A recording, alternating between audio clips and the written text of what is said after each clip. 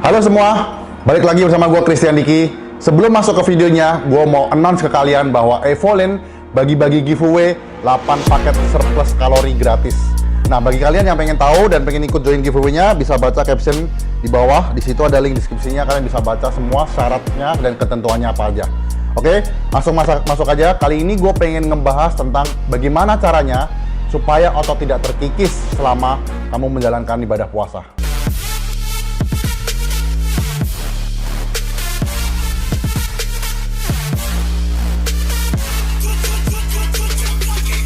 Perlu dipahami dulu bahwa otot kamu bisa saja terkikis, bahkan pada saat kamu tidak puasa. 3 hal yang menjadi penyebab otot kamu terkikis. Pertama, kamu tidak konsisten latihan.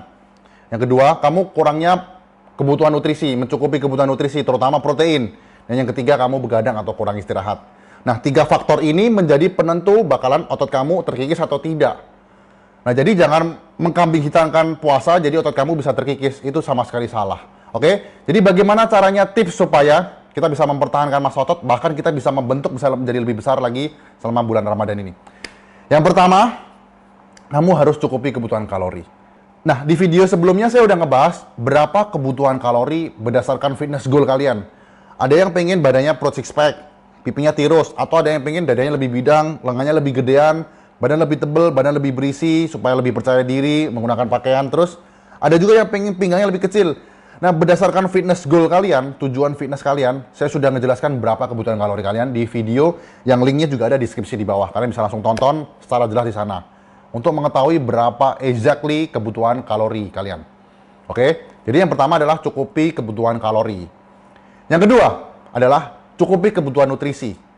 Nah, nutrisi ini terbagi menjadi 3, sebenarnya 4, tapi biasa kita simplify menjadi 3. Pertama, protein, karbohidrat, lemak, dan juga alkohol. Nah, masing-masing memiliki kalori yang tidak sama.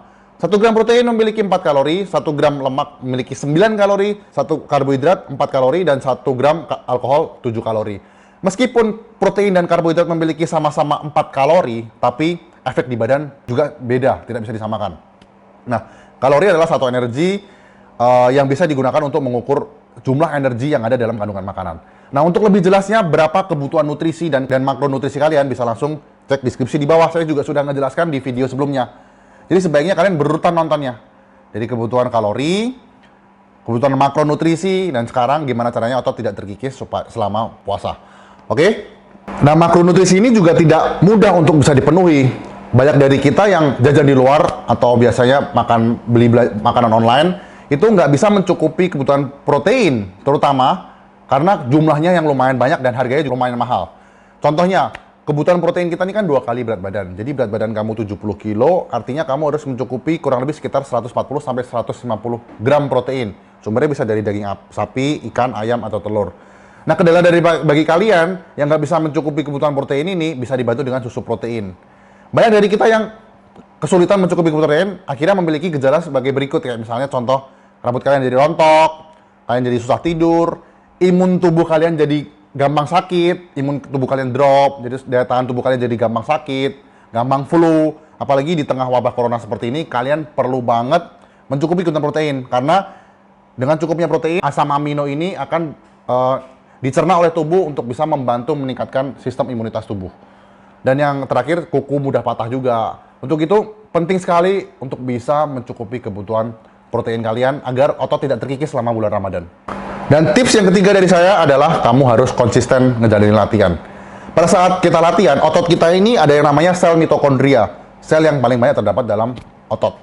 Nah, pada saat kalian nggak latihan, kalian nggak konsisten, sel mitokondria ini akan makin lama makin berkurang. Yang berakibat misalnya badan kita jadi lembek, otot kita jadi terkikis. Jangankan selama puasa. Hari-hari biasa aja kalau kalian nggak latihan, nggak konsisten latihan, otot kalian bisa terkikis, bisa susut. Nah, disarankan untuk bisa tetap konsisten. Idealnya 4-5 minggu, tapi bagi kamu yang atlet kurang lebih sekitar, kalau atlet ya biasanya minimal 6 kali, 6-7 kali seminggu. Jadi olahraga di rumah, kalau gym kalian tutup, olahraganya apa saja, klik link di bawah ini juga, saya sudah sediakan deskripsi. Berbagai gerakan yang bisa kalian lakukan selama gym kalian tutup. Ada latihan otot bahu, latihan otot dada, perut, kaki, tangan, semuanya sudah lengkap saya rangkum dalam sebuah video, dalam berbagai macam video. Terus bagi kalian yang nggak punya alat fitness di rumah, tenang, kalian bisa menggunakan botol plastik air, botol mineral, diisi dengan air putih atau pasir. Oke, jadi konsisten latihan ini sangat penting untuk selalu merangsang sel mitokondria dan mencegah terkikisnya otot. Dan yang terakhir adalah jangan pernah kalian begadang. Nah, ini kendala bagi teman-teman yang menjalani ibadah puasa, yaitu sahur pada jam, kalau nggak salah jam 2 sampai jam 4. Nah, sebisa mungkin tidur itu 7-8 jam.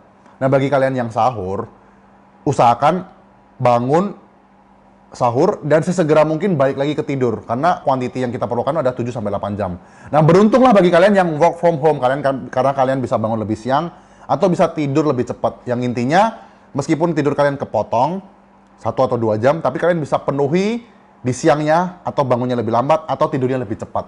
Yang terpenting kalian harus mencukupi istirahat 7-8 jam.